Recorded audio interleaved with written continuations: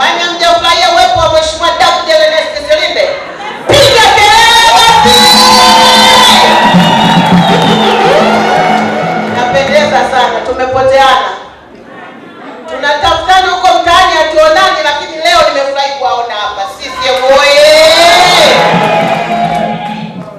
Mheshimiwa mbunge na naibu waziri wa Wizara ya Kilimo, wizara mama kabisa ambayo imetufanya tuonekane tumenawili vizuri kwa sababu tunakula tunashiba. Karibu sana Tunduma. Lakini na meza kuu kwa ujumla itifaki imezingatiwa.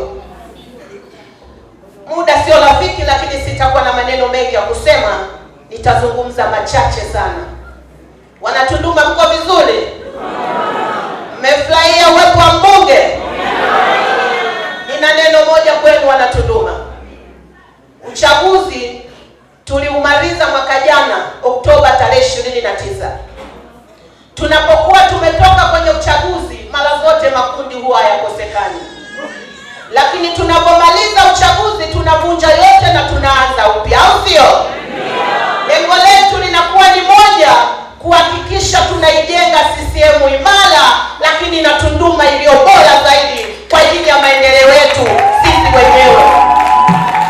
Sasa kama tumemaliza uchaguzi, tuna jukumu moja tu la kuwalinda viongozi tuliowachagua kwa gharama kubwa, gharama ya muda, gharama ya mali zetu. Tuna jukumu la kuwalinda kwa wivu mkubwa. Kama tumeelewana, piga kelele niwasikie.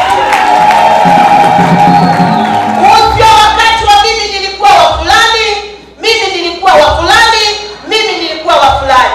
Makubaliano ni kuzima zote na kuwasha taa ya kijani ambayo ni Chama cha Mapinduzi. Tushikamane kwa pamoja, tuwalinde viongozi wetu kwa wivu mkubwa. Popote ukisikia kiongozi wako anasema vibaya, piga kelele kama mtu aliyepata kichaa, ili wajue thamani ya viongozi. Tuko pamoja wana Tunduma. Tulisimamia hilo jukumu letu kuanzia ngazi ya chini mpaka juu. Ukikuta mahali popote mbunge anasema kwa ubaya, na wakati wewe unajua jukumu alilolifanya ndani ya mji wa Tunduma ni kutuletea maendeleo, ndugu yangu, usinyamaze kimya. Piga kelele ili wajue kumbe David Silinde ana watu wanaomlinda na kumtetea. Lakini popote pale ukikuta diwani anasema kwa ubaya, na wakati huo mwana CCM unajua yako mambo makubwa ambayo yameyafanya, usinyamaze. Kunyamaza ni kuufumbia ubovu. Piga kelele ili wajue ya kwamba kumbe diwani ana walinzi kwenye eneo lake. Lakini ukikuta popote Daktari Samia Suluhu Hassan anasema kwa ubaya, na hapa nitasema kwa sababu tulimpigania kwa gharama kubwa sana. Lakini sio ajabu leo mtaani unakuta rais anasema kwa ubaya na baadhi ya wana CCM wako hapo hapo wanatingisha tu vichwa.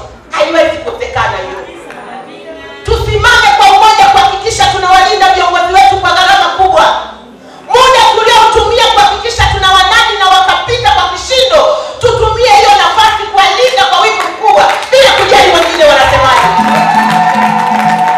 Tuko kwenye vita kubwa sana kama taifa. Hakuna mtu anatakiwa kunyamaza kimya. Kila mmoja asimame kwenye eneo lake. Mwanamke simama kwenye eneo lake, kijana simama kwenye eneo lako, mzee simama kwenye eneo lako, mwanachama wa kawaida simama kwenye eneo lako, kuhakikisha CCM inasimama tena.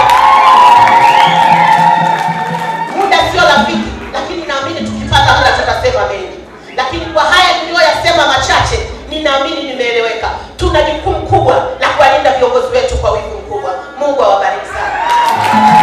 Naitwa Stella Simon Fiao, wengi wanapenda kuniita Mrs. Okwa. Mbunge wa viti maalum mstaafu niliyemaliza muda wangu, lakini ni mwananchi wa mji wa Tunduma na nilikuwa mgombea wa nafasi ya ubunge kwenye kura za maoni jimbo la Ileje. Lakini kwa bahati mbaya ama nzuri kura hazikutosha, nikashika nafasi ya pili.